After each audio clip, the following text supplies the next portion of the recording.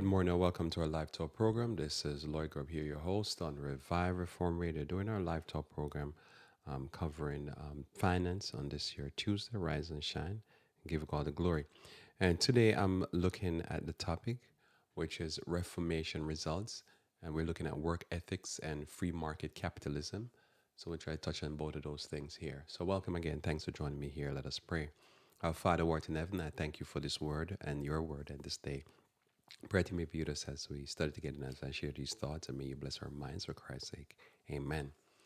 So again, I'm looking at this topic here, which is Reformation results, and we're looking at work ethics and free market capitalism. So I'm continuing my theme from yesterday, the theme for this week, which looking at here, which is which is the modern day benefits of the Protestant Reformation that led away from the Catholic system that we can take for granted, or that can be taken for granted, or attributed to other sources, and or have unintended consequences. So there's consequences that we get from the Reformation that we might not be aware of, but they're there, positive and negative consequences. But when we talk about ethics, and when we talk about a free market capitalism, which I'm going to define in a second, is something that we can clearly attribute to the Reformation. So we're going to pick up again with our text that we started in, our main text for this week, two main texts, which is in Matthew chapter 5, and we'll read 13, 14, and then 15 and 16. And it says, "You are the salt of the earth, but if the salt has lost its savor, wherewith shall it be salted? It is thenceforth good for nothing but to be cast out and to be trodden underfoot."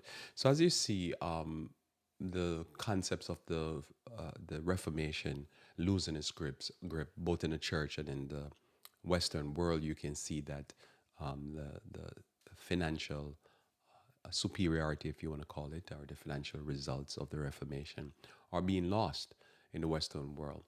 And work ethic is one of the main reasons why I believe this is happening. Obviously, yesterday I covered education. And then if you look at it from that point of view, education is one part of it. And then the second part of it that I'm looking at today is work ethic. And then another part is the free market capitalism. So when Christ says here now that you're the light of the world, a city that is set on a hill cannot be hid. Well, obviously, when you have light that comes into the world and you have the benefit of that light, and you can see that, and I'll demonstrate some things that I'll be sharing with you in a few minutes here that will demonstrate that. So a city that is set on a hill cannot be hid. And verse 15 says, "Neither do men light candle and put it under a bushel, but on a candlestick, and it giveth light unto all that are in the house. Let your light so shine before men that they may see your good works and glorify your Father which is in heaven." So when we live by certain principles, we do. And one of the things we do is we work, and we work in ways that will cause to show that we're living by superior principles. In verse 20 of Matthew 5, it says here, "For I say unto you, except your righteousness shall exceed the righteousness of the scribes and Pharisees, ye shall in no case enter into the kingdom of heaven." So we notice in verse 16 and verse 20, it points to the idea that by what you believe and what you philosophize will result in what you do. Religion is theory that ends up playing itself out in how we speak, how we act, how we eat, and how we work. And that's the reality of religion. Religion, if it does not affect your day-to-day life, what is it good for? It is like salt that does not bring out any flavor. And religion that does not make you brighter and more educated, as I covered yesterday, what is it good for? Because true religion, as we saw in the Reformation, end up creating more literate people and more economic power, because most naturally, if a person is educated, an educated worker will be a person that will actually earn more money over the years. So I'm going to cover some of that for you. And you'll see that the result of the Reformation changes things. Some of the discussion that I've been looking at is our discussion amongst academics of why is it that other nation after the 1500, if you start timing the real thrust of the Reformation, why is it that other nations, whether it be India, China, Russia, even other countries like in the Aztecs, the Mayans, why they didn't move forward with like chemistry and other things? Why did this happen primarily in the Western world? And this is very important because you can see that even Europe, even though they had certain advancements and stuff like that, did not progress until the Reformation took a hold in Europe and started pushing certain things. As you can know, many of the people who came up with what we build modernity on believed in the Bible and were religious. And they came about those concepts primarily after we start hitting the 1500s. So it's no coincidence that this happened. But you can see that one of the things here I'm going to go over is the solid work ethic. So I'm going to do some review of, for the next few minutes, of what I covered yesterday so I can build on that. So in Luke chapter 11, verse 52, Luke 11, verse 52, it says, "Woe unto you, lawyers, for you have taken away the key of knowledge. You enter not in yourselves, and them that were entering in, you hinder them, or ye hinder them." So you hinder them. So what's happening here? Because you can have the key of knowledge. So what is the key of knowledge? Well, when you have knowledge, as I say, we start off always with the education, because bad education will lead you to bad results. So when you have something that bless you, as you say, it can be empirically shown that where you start having, things people attribute the results of the Reformation to end the Enlightenment period. But all this came about, and primarily when you start having the printing press and you start having the Bible being printed and all that. So when you have that, you have these concepts that I'm going to deal with in a few minutes that comes about. And as they come about, these concepts, it open up knowledge, and then from that knowledge comes the financial development. We'll cover in a second. In Genesis chapter 2, this text here is my anchor text. In Genesis chapter 2, these two texts, Genesis chapter 2, verse 1, 2, and 3. Notice it says here, "Thus the heavens and the earth were finished, and all of the host of them. And on the seventh day, God ended his work which he had made. And he rested on the seventh day from all his work which he had made. And God blessed the seventh day and sanctified it, because that in it he had rested from all his work which God created and made." So if you were not familiar with the Bible, a text like this would not mean anything to you. And if you could read this text in the Bible, and depending on your way you come at the text, your primary focus on God rested. But when you read the Bible tells you that God worked 6 days a week and rest on the seventh. So if you're going to now the Reformation teaches you this idea that you don't have to go per se to the clergy to be able to come up with concepts of what is to believe and what is to be accepted. And you just say, "Oh, I need to read my Bible." And you start get literate and you start reading the Bible. And the first thing you come upon this idea that God work, and that God does not just work 1 day a week or so. God works 6 days a week. God works and he work and he don't stop working. You can come up with this idea then, "Oh, I need to have a proper work ethic." I'll deal with that in a little bit. I'll read again now, throwing some things on the board here for you. John chapter 5, verse 15 through 18. The man departed and told the Jews. So God healed a man, and he told the Jews that that the Jews that it was Jesus which made him whole. So he was healed, and he was healed obviously on the Sabbath day. So this, as I read the text to you before, he's talking about resting, and then he talks about the Sabbath day. Notice now. "And therefore did the Jews persecuted Jesus and sought to slay him, because he had done these things on the Sabbath day." So somebody was sick, somebody need healing, and Christ healed the person on the Sabbath day. Notice we read earlier that God worked 6 days a week and he rests on the Sabbath day. So the question now would be, and as you know the discussion, is it lawful to work if on Saturday? Because if God works 6 days a week, what if he healed somebody on Saturday? Is he working? And should work be done when it comes on to, should work be done when it comes on to somebody that's sick on Saturday, since Saturday is a rest day? Notice here Christ's answer. But Jesus answered them, my Father worketh hither, and I work. That's an interesting answer. So his answer to them is that God is working. So the question is, does God work on Saturday? Because the Bible tells us God rests on Saturday. So notice here, Christ has a thorough work ethic. Christ himself, up until he started his public ministry, was a carpenter and he was a worker. So we would believe that Christ would work. I don't know if he worked 6 days a week, but we believe that he would work hard. And then when he came to ministry, often his disciples will want to stop him from healing the people and teaching because he would not even stop for food. So we see that even with his disciples who were fishermen, they were men of hard work, physical labor, they're blue collar workers. They thought that his work ethic was incessant.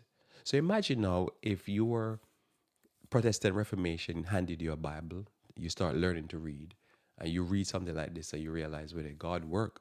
Not only God work 6 days a week, as we can conclude from Genesis chapter 2, but we find that his son is also working 7 days a week. Like he will heal people on the Sabbath. He will be preaching and teaching, and then he will do this all week. So then you could come away now, just throwing this out there to you, you could come away on your own that God is a hard worker. So we find now that there's always been a thing talk about. I always hear this from my wife. She always say that the work ethic that we have in America is because of the Puritan, because they had a solid work ethic. And so the Puritan you would see come from Europe and they came here and they, as you say, as they could say, infect the Western America, so to speak, with this concept that you must work, work, work. And it's been said that the people who work the most in the world that probably has the highest amount of work hours would be Western Europe, not Europe, but America. Americans will work heavy amount of work and take some very limited amount of vacation. While in Europe, you can see that the work ethic is higher than certain areas, but even when compared to America, America has a high workload, low vacation. So that's what it is. So she always said to me, say, it's the Puritans. Okay, so I'm going to show you some things here. But first, I'm still dealing with some of my texts before I get to that. So notice in John 7, verse 15, it says, and Jesus marveled and saying, he know it, how know it, okay, sorry, the Jews marveled and saying, how know it this man letters, having never learned. Now, for this text, when it comes on to entrepreneurship, which I'm not going to touch per se, I'm just going to mention it, and work ethic. This is very important because here Christ is supposed to be a blue collar worker and he's teaching and marveling even from the age of 12.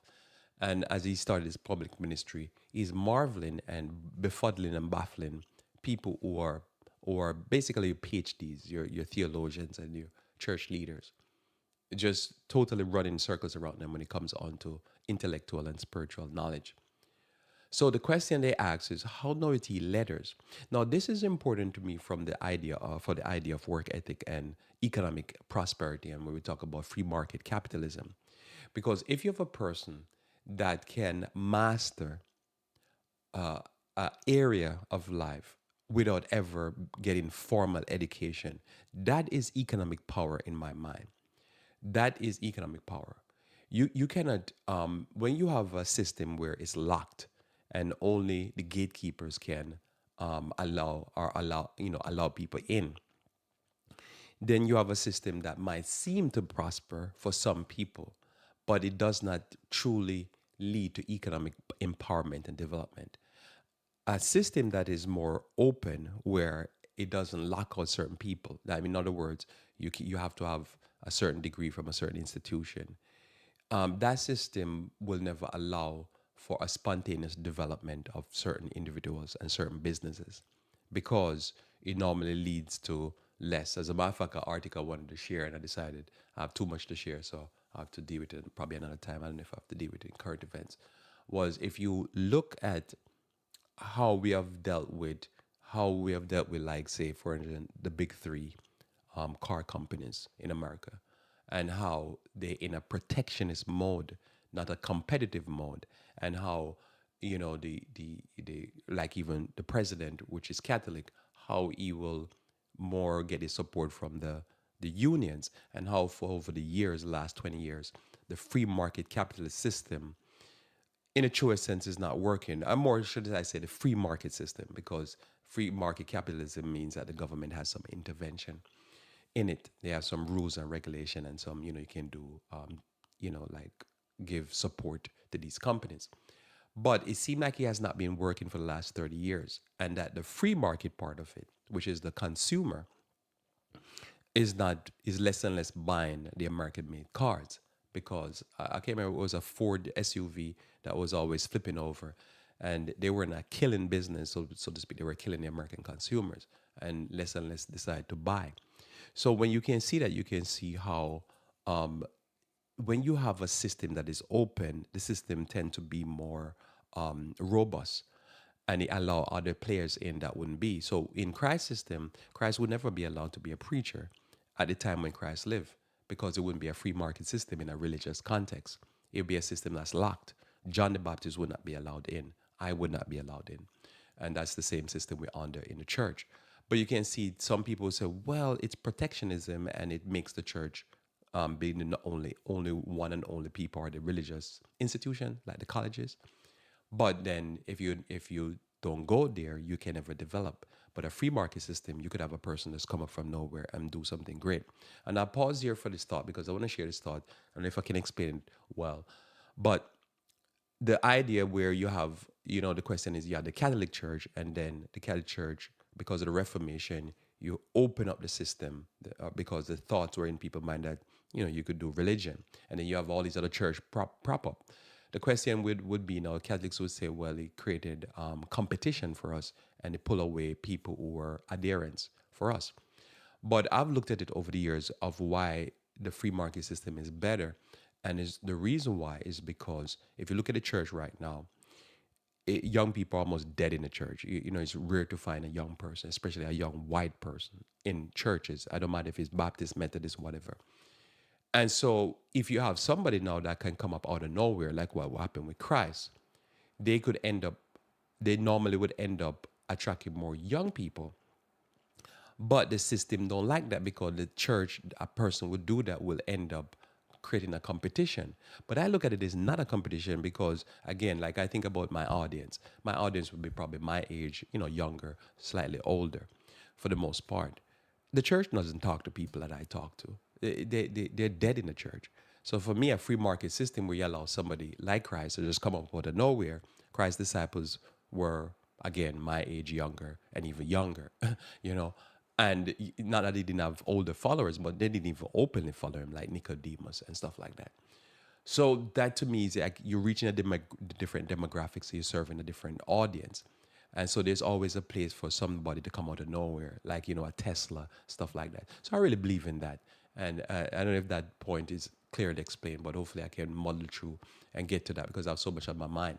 So the Jews marvel, saying, how knoweth this man letters, having never learned? Christ ministered to a total different audience and blessed the people in such a way that would never be allowed in the system lockdown, just like the system we're living under with the churches today. And it's the same thing when Martin Luther did the Reformation. He opened up and blessed Europe. And that's what I'm talking about this week. That the Catholic Church, they just weren't dealing with it. They were losing people and sending them to hell. So if you notice here in Mark chapter 12, verse 37 through 40, it says, David therefore himself called him Lord, and whence he then his son. And the common people heard him gladly. So the common people were being blessed, because if you see a system that doesn't open itself up for, work ethic, free market system, educating the people, the elites might be good because they're good. Their bread is butter on both sides, but it's not good for the average person. So anytime you have a system that is open up, as I said, whether it be church or whether it be business, it is beneficial for the general public. It's not beneficial for the religious elite and the oligarchs or the rich people. It's just good for the average person, because if you can just bring up the wages of the average person, say by $3,000, $4,000 a year, that's 10 years, that's 40,000, 30,000. That's great for a person. It might be bad for the people who control the system, like the unions and the secret societies and stuff like that, but it's great for the average person. So Christ said, notice when Christ preached, the common people heard him gladly, not the religious elite. And that's always been our problem. Martin Luther gave the Bible into the hand of the common people. It blessed the common people. It's great for the economy. But the religious leaders, they still have a problem with that. And it always will be. This is always the case. Notice here, and he said unto them in his doctrine, beware of the scribes and Pharisees, the scribes, which love to go in long clothing and love the salutation in the marketplace and in the chief seat in the synagogues and the uppermost room at feasts, which devour widows' houses and for pretense make long prayers. These shall receive greater damnation. So when we think about the Reformation, what the Reformation did, it increased, it created the environment that gave us like the Philadelphia Church, that gives us more institution, like Red Cross, Salvation Army. It gave us these things and these institutions. It says wherever the Protestantism went, institution crop up and government got reformed. Because that's a fact. Because you have a free market, free thinking, that people were more able to participate in their government. And so that's what a free market system does. So think about the system that Christ was dealing with. They were more busy devouring widows' house, while the system that Christ was putting forward, they would actually take widows and bless them. An example of that would be John and Christ's mother. A disciple of Christ, John, which is what we call John, the beloved apostle or the revelator, took in the widow. The Pharisees, on the other one, and would devour everything she has. Total different philosophy, right? So you can see the common people would love to hear him. The Pharisees, it put in a kibosh on their system. So when we talk about, work ethic, if you're out there, you're willing to put in the hard work, and you're not into like taking, subsidies and ripping off old people. The free market capitalist system or the work ethic that come from Protestantism is more useful, and you can have now production or you can have prosperity, because as I say, John took care of Christ's mom. The Pharisees or the scribes, the theologians, they were eating widows' houses. Total different system, right? One will give more prosperity than the other. This text here, before I go to one of the things I want to read, is Ephesians 6, verse 12. Again, it says, for we wrestle not against flesh and blood, but against principalities, against powers, against the rulers of the darkness of this world, against spiritual wickedness in high places. So what we're struggling, and always been a struggle. It doesn't matter what time period we're living in any country that we're living in. The struggle is always going to be these principles that we're talking about, that Reformation dealt with. And we understand when the market beast happen, it will happen because the principles of Reformation was overturned. I think the article I'm going to read for you in a few minutes, they were talking about, or somewhere I was reading quite a few things, but one of the things I was reading, they were saying that out of the 55, I think, principles that came out of the Constitutional Convention, 49 were embedded in the Reformation. They were Protestant ideals that came forward straight out of Europe, exported to America, and they were the main basis of America. If you think about America, America is probably the best example from a constitutional point of view and an operational point of view, a Protestant nation, for the Protestant principles that underpin the nation. And as you see, as America is struggling, what it's struggling with is not so much that the Protestant ideal is causing these hurt to the country.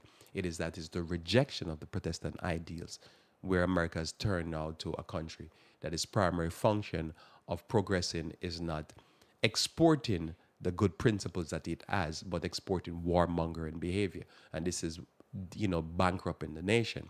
But if the country will go back to the ideals, you'll find that the country would be able to save itself, because these ideas, work ethics, education, free market capitalism, not warmonger capitalism, because that's all it is. It is destroying the nation. So one of the things I want to read, what I read yesterday, because I'm trying to get to my topic, but a few things I want to cover because I just want to build on yesterday. So notice here, the Protestant Reformation is alleged, which I believe it is, from this quote I read yesterday, alleged to have shaped major features of Western culture, including freedom of religion, freedom of conscience, the dignity of the individual, and political democracy. So what I'm dealing with now is the work ethic and the free market capitalism, because the work ethic part is to me part of the dignity. When you're able to, as a man and a woman, to go out, work your own money, make your own money, be able to chart your own destiny, that gives you dignity. When you also have this idea of freedom of religion, what freedom of religion does, if I am not have to, be responsible and chart my own destiny when it comes on to religion, to centralize authority, then the next thought will be, well, if I'm not have to, they don't have to approve what I do, and then I have to do church and do religion based upon the say, in my experience, my example would be the general conference. Then the next thought is, well, what else am I free to do? Because I should be free also to do business, right? I should also be free to chart my own destiny when it comes on to that. This comes to the concept of in America of to pursue one happiness. So from these concepts of freedom of religion, then you start having, as I covered yesterday, public schools, because one should be educated. Then you start having this idea of freedom of conscience. If I'm free to think what I want to think, what if I should be free to be able to do a certain type of business? And the consequence of that could be the business could be great, or I could build a contraption that kill people. Like I saw today on the news, I think they're 200. They're recalling 200. Is it 200,000 Frigidaire refrigerators because they're causing fire? So, but again, is what free market capitalism does. It says the business should be able to free to make those refrigerator, and the market should, the people, the society should be able to say if Frigidaire refrigerators are great or not. And some people say no, you need a capitalist system where there is some government intervention, because just in case they build a fridge that's the refrigerator, not refrigerator, it's the stove.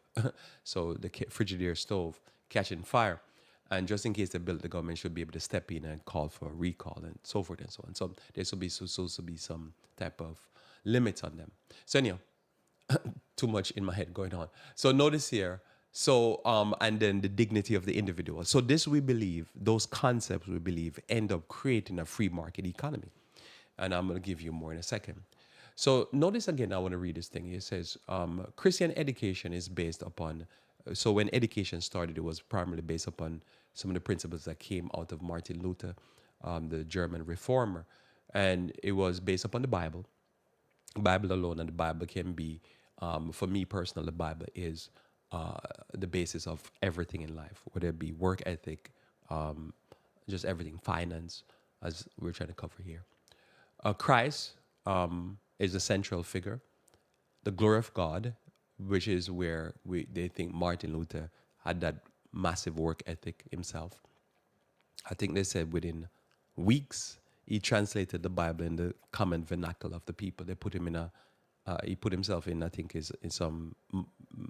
think it was a castle, and he just sat there, for weeks. All he was doing was just, translate the Bible, and then it got into print within quick time. But massive work ethic he had. He was a writer of songs. He established churches, so forth. Anyhow, faith, but he did that, they say, to the glory of God. Faith, and the just man shall live by faith, and in grace alone. Because of God's grace, my response to God's grace is, I want to bless the widow. I want to bless the fatherless. I want to bless God's people. Notice here, this statement here again. Every Christian can interpret freely and individually the Bible, thus acquiring the role of a priest, a priest for himself in terms of both salvation and his interpretation of Scripture. So for me, I'm a reformer. I believe that that's what I do here. And I'm not endorsed by any ecclesiastical authority, and that's a good thing. So they shouldn't be responsible for anything I say, because I say things that I would definitely not want the church to respond for. I respond for myself. Now, the Catholic Church, in other words, in a different light, claim that the problem with the interpretation of your own Bible, Catholic Church says, does not teach that Scripture is so clear that every person will be able to interpret it in order to understand what is necessary for salvation, or even the essential of faith. All right. So this becomes part of the problem. So I'm going to read this definition of a free market capital, and then I'm going to go to the work ethic part. Notice here, free market capitalism or a capitalist free market economy is an economic system where price of goods and services are set freely by the force of supply and demand and are expected by its supporters to reach their point of equilibrium without intervention by government policy. Right. So depends on where you're reading. That's probably not.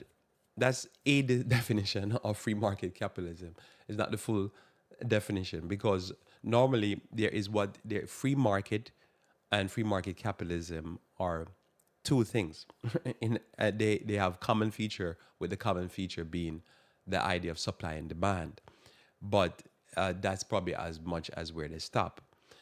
So a capitalist system, in a proper term, we have a free market capitalist system because there is such a thing as supply and demand, but there's such a thing as government intervention because a free market capitalism can always lead to extreme spikes in pricing because you could have, if you have limited supply, you could have the demand be so great that the price skyrocket. And then your government would say, well, we can't allow that because when price goes up to extreme, then it could crash the system because the system could get out of control. And then you could have massive inflation in the same way where the general price of goods become out of control. And there has to be a way to tamp that down, which is what the government is trying to do right now. So a free market capitalist system is not the fullest sense of what it is. So a free market would be that says the society decide what is the proper price. That would be what you would say a free market system. But the thing is that says capital also becomes a thing. So the government could increase the supply of money and decrease the supply of money. The government could increase the interest rate or lower the interest rate. That could cause supply and demand. If there's less money, then there's less money to chase goods, so it makes the goods goes up. So these are the things. But some of the reformers are after the Reformation, people would argue that the Reformation is freedom, and hence you should make the society choose what is the price, and nobody should intervene. There shouldn't be centralized authority. But what they had learned, I think, in America by the 1940s, from what I've studied, was that the free market system was in itself could be dangerous because it could cause extreme spikes. And so the government had to come up with rules and regulation to be able to stop that extreme upward pricing and so forth. So anyhow, I throw all that on the board. Let's see if I can settle down with some things here.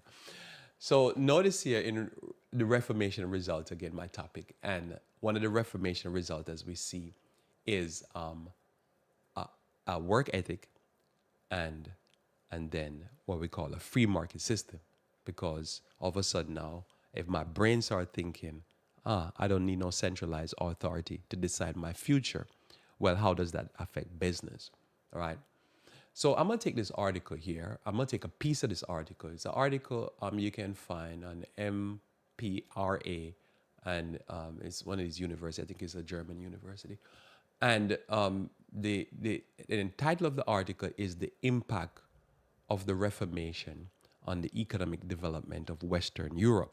Because as another article I was reading, they were saying, well, certain concepts and ideas when it come on to math, chemistry, geometry, farming or stuff was in almost all nations, whether it be the Incas, the Mayans, Chinese, India, why Western Europe developed and primarily exploded when it come on to economy, when it come on to shipping, farming, war implementation.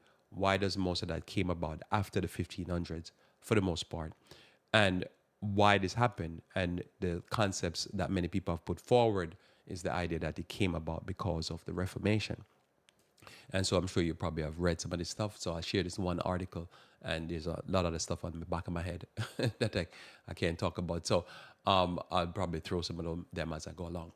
So this article was written in 2017, and I'm going to read first the abstract and then probably two sections of it after that, just for your knowledge here. of the value of the Reformation and why we believe still that we are reformers and why we behave a certain way. Now, notice here the Protestant Reformation is a vivid example of how religious transformation could set in motion institutional changes leading to profound consequences for economic and political development. Although economists and other social scientists agree that there is a strong relation between the Reformation and economic growth, there is an active discussion as to what are the casual pathways connecting Protestantism to long run economic success. We discussed the casual pathways that receive substantial empirical support in academic literature. Some of them, such as work ethic and entrepreneurial spirit of Protestants, were originally suggested by Max Weber, while others, such as religious freedom and education, are deeply grounded in economic theory. More recently, other casual pathways have been suggested, such as social ethics, civil society, institutional changes. And so in the article, they bring these pathways to view. So if you notice there, this idea here that some of them, such as work ethic and entrepreneurial spirit of the Protestants, were originally suggested by Max Weber. So Max Weber was someone that lived, and I'll read it in a second, I think 1870 something or something like that. And he noticed that in Protestant cities, they did better than Catholic cities. And then he wanted to study to figure out why this was so financially and socially and so forth. So this is what I'm trying to do a little bit of with you here. Introduce the thoughts to you, these discussions that are going on. So these things also, this concept here of religious freedom and education are deeply grounded in economic theories because, again, as I say, if you're free, you can free to just pursue what you want to pursue. There's negative consequence of this, but it's positive because you're free to pursue what you want to pursue. Then I want to do business a certain way, or I want to do church a certain way. Well, why not? Notice here now, the second section of what they were talking about, I skipped down a little bit. It says, how did the Protestant Reformation impact economy? Perhaps one of the first people to recognize the role that Protestant Reformation played in the economic development of Western Europe was Max Weber. While living in Prussia, he observed that most Protestant cities were better off than Catholic cities. Max Weber not only noted the correlation between Protestantism and positive economic outcomes, but he also suggested a causal mechanism by which this correlation could have occurred. In his work, the Protestant ethic and spirit of capitalism, which was published in Weber 1905, argued that the Reformation influenced European society by changing the values and ethics of people. Although Weber's thesis has been challenged throughout the years by fairly well accepted proposition that Weber was right about the causal connection between Protestantism and economic success, if not about why it was so. So, in other words, you could see it happening, but exactly why. So, this article has expressed a reference. You can go read about it. All you have to do is just type in what I said. Oh, I say it again, just in case you wanted to read the whole thing. The impact of Reformation on the economic development of Western Europe. And it's written by Roman Sherimata and Vernon Smith. All right. So I'm just read the one section here on work ethic. So notice here, Max Weber famously claimed in his classic essay that Protestantism cultivated preference for hard work and thus resulted in greater economic posterity. The argument that hard work leads to economic success is grounded in classical economic theory of production and growth. And then they reference the person who came up with that concept. The theory shows that increasing work hours while holding the other factors constant and assuming no technological change will increase economic output. The obvious question is whether Protestants indeed had a different work ethic. One of the fundamental, one of the foundational solae of the Protestant Reformation was sola gratia, which is Latin, mean only grace.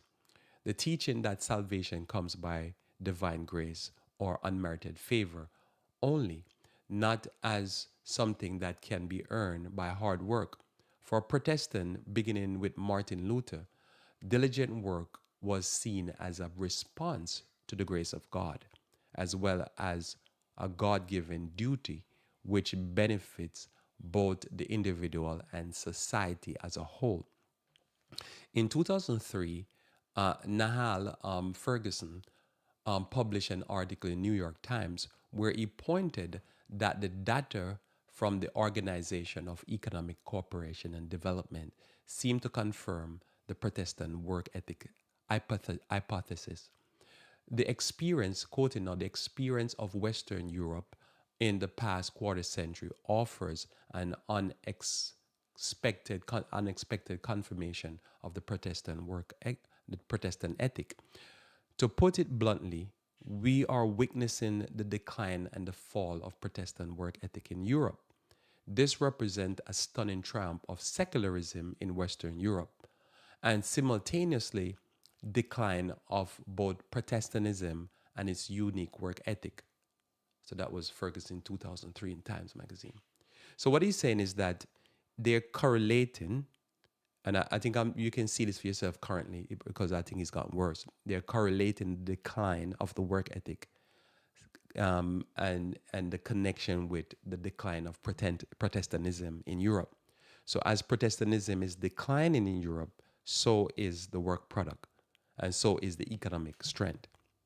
So they're saying there's a correlation between the philosophy of the people who go to church and their work product and their work ethic, and the decline in people going to church or belonging to Protestantism or Protestant thought and the work product. And that is something some people say it's not a solid connection, but he's saying it is.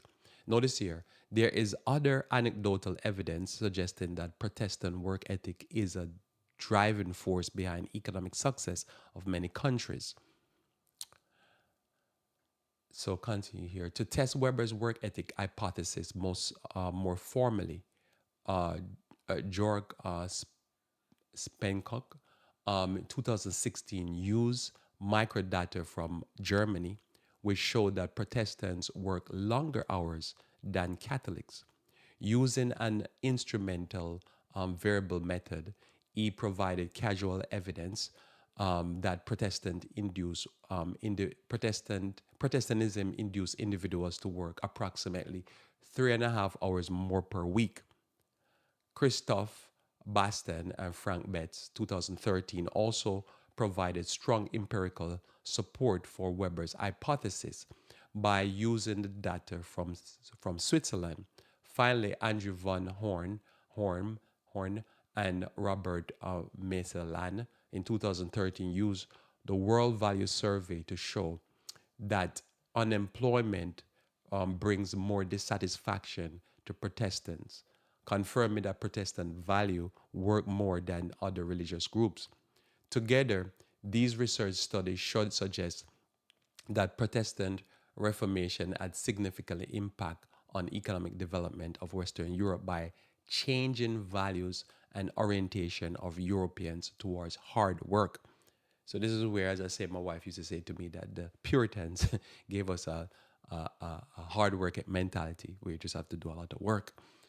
So the article goes on to share some other things about entrepreneurship and where that concepts come from. Because as you know, if you start thinking, in my mind, I'm going down this path is because when you start thinking that I must chart my own destiny and I must believe for myself and become my own priest and so forth, then it leads to this idea here. Then, well, how does that affect economy, finance? Because if I'm thinking I must depend upon myself and myself alone in all things, then it starts to lead to that freedom. and that freedom lead to other things. So in the article, what he had laid out here, the two fellows here that had laid this out, is this idea that there's a what he calls a casual pathway, and this casual pathway, they connect the Protestant Reformation with economic growth. So I'm gonna look at this, share with you this casual pathway. I have it on streaming, but I'll just read to you. So they believe that the Protestant Reformation led to some ideas, and some of the ideas are firstly religious freedom, right? So I'm free to believe because I have the Bible, and I'm now my own priest, and I'm charting my own destiny. I believe what I want to believe, and so from that, you have this idea of economic development. And I'm going to just pause here a little bit and talk about it. I'd mentioned it earlier and talk about it for religion, because think about it. So it is in business, so it is in religion. Because before, you'll have one universal church in Western Europe that dominate politics, dominate the personal life, dominate religion. After the Reformation, you start having churches, various different denomination. The big ones would be Lutheran, would be I think you would say you could call show the Pentecostal, you could show Methodist, Baptist, and so forth and so on. So if you think about it from a religious point of view, you go from one to now hundreds, right? That in itself can be seen in business, because instead of you have, because remember, one of the principles that we had that came out of the Reformation was the concept of not having monopolies. Because if you look at it from religion, the monopoly was the Catholic Church. Then you went from Catholic to now no monopoly. We have just all these different groups that's popping up. That was even alarming, as I said yesterday, to Martin Luther, the reformer, because some of them would come up with weird and wonderful ideas. But just like how you have in Western world, you could have all these businesses, and then these businesses, some will succeed and some will fail. Some will just disappear into oblivion, and then some will prosper and then become massive companies.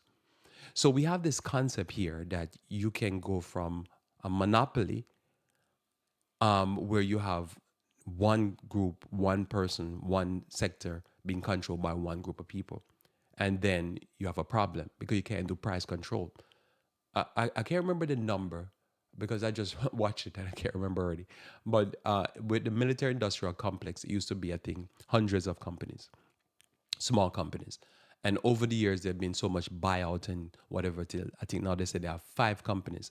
And notice it's almost crippling to the military system, because now you have 5 companies. And the 5 companies, the prices that they charge the government is horrendous, from what I've been hearing, some of these prices of stuff, that the products can be produced in other countries for much cheaper, same product. Why? Because the competition is getting less. And so when you have a system where now, starting with religious freedom, it open up to more, instead of having one, and the one control everything. So when you see the casual pathway of Protestantism, Protestantism led to a multiplication, right? So you go from just, like we look at the society and say you have one group, like right now the fight in the world. What is a fight in the world? A fight in the world is with what you call a unipolar world, where America is the only power, and it just goes around, attack people, blah, blah, blah, and destroying its economy. So you have now other nations are saying, no, we need to have power, and we need to have power sharing. Is that better? I would believe that from a Protestant mindset, more is better. You can't have one group of people control and decide what is truth, what is preach, or whatever. So when you talk about religious liberty, from that religious liberty, we believe that the pathway for prosperity comes from this concept of freedom. Free to believe what I want to believe, but then I'm free to do business I want to believe. Then came, and I covered this yesterday, education. Because if I'm free, then obviously what happened, as I covered yesterday, you have what we call educational system and public school. Because now you go from now not just centralized church, and then only the elite can get educated and the priests, but now you have public school where everybody can get educated. Now you have an educated mass. That educated person will have a better work product, will work better, and will produce more wealth and prosperity. Now you have people now that are educated, and now if I'm educated, Well, that give me more freedom because a sad person is a person that is uneducated to me. Is not is educated. The mind is a terrible thing to waste. Some I think nigger fun people say that. So notice now you get education because now you get the Bible, and now the people don't have to read the Bible; they get educated. That now is person is going to be economically better. Then now you follow this concept here next of work ethic, because now I'm charting my own destiny. I'm gonna have my own dignity. When you have your own bag of money, you're doing better for yourself. I just always believe that a female number one should have their own money. They do better because they don't have to be dominated and disrespected and just treated bad and so forth.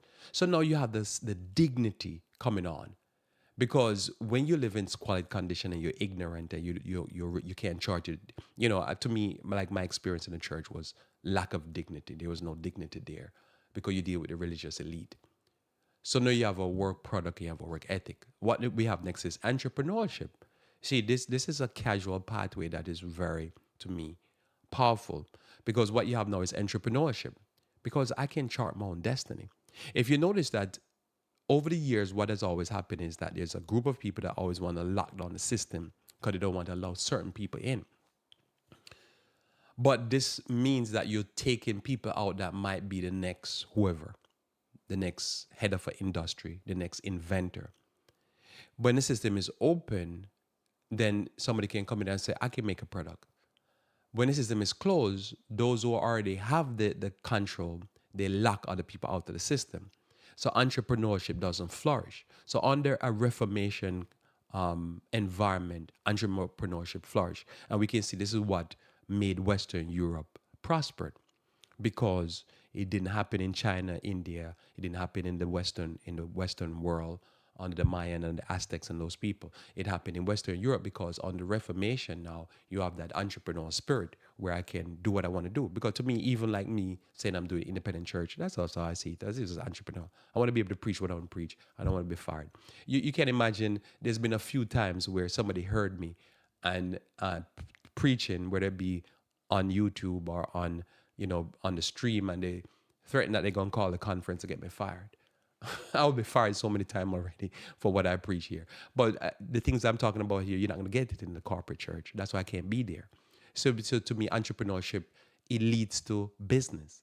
Notice here social ethics, because again, you're teaching people to be responsible for themselves, to respond to the Bible themselves.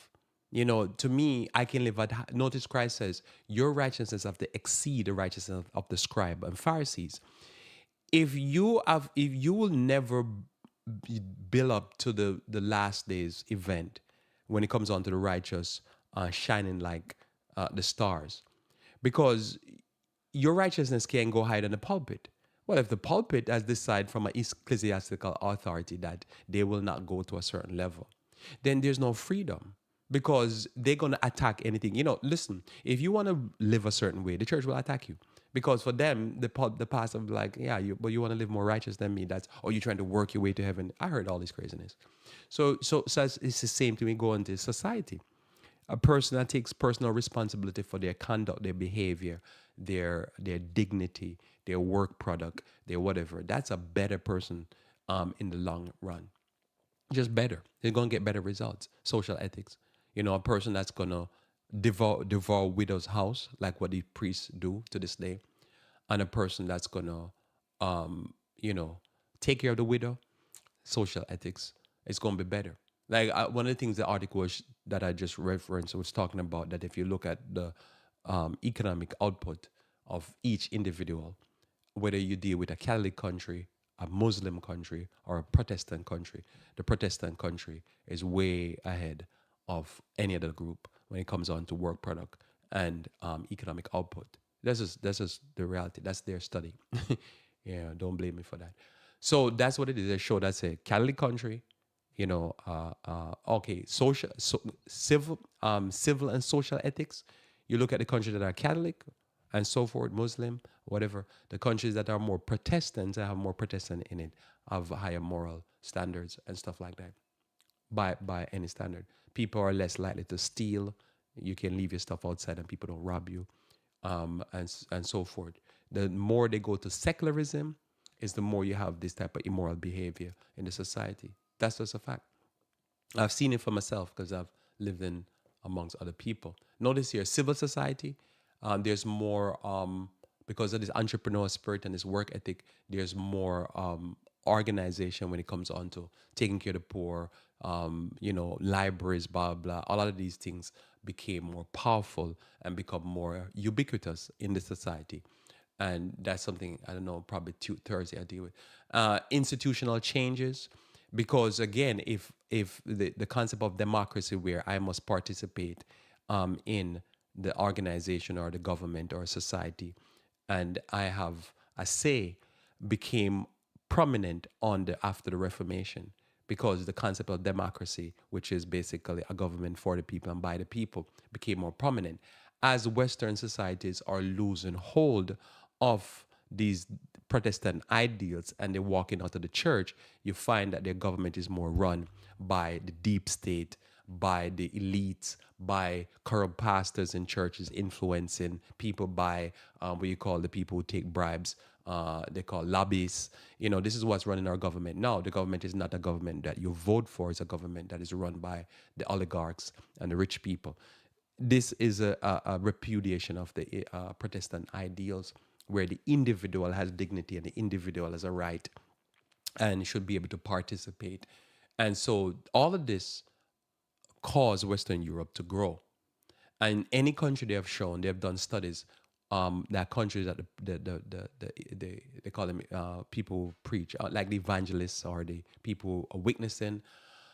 Any country that they went, these institutions cropped up and the government and the society did better, because that's just what it is. When you preach this type of way and when you live this type of way, everybody does better. And that's just the reality. So I read to close Luke chapter 12, verse 47. We'll have more to talk about tomorrow and Thursday on this.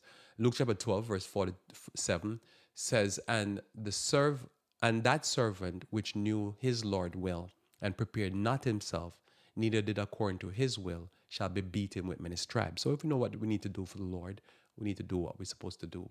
Proverbs 24, verse 3 and 4 says, through wisdom is an house built, and by understanding is it established.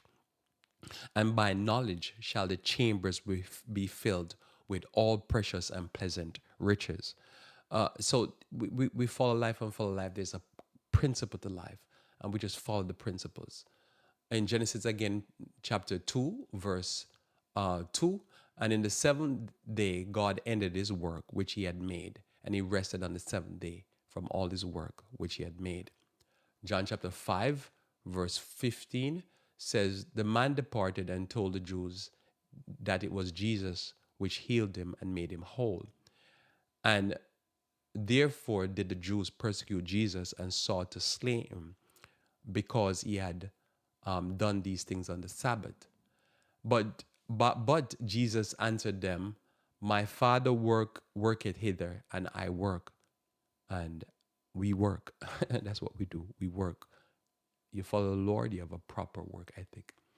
In 2 Kings 22, verse 8 through 11 says, and Hilkiah the high priest said unto Shaphan the scribe, I have found the book of the law in the house of the Lord.